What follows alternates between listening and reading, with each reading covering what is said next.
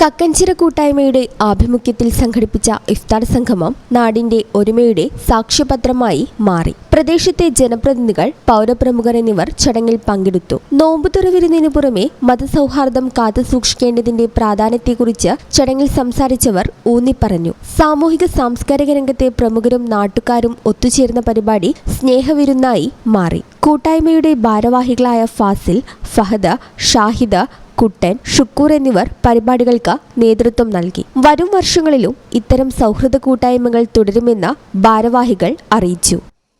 ഈ channel news Valanchery.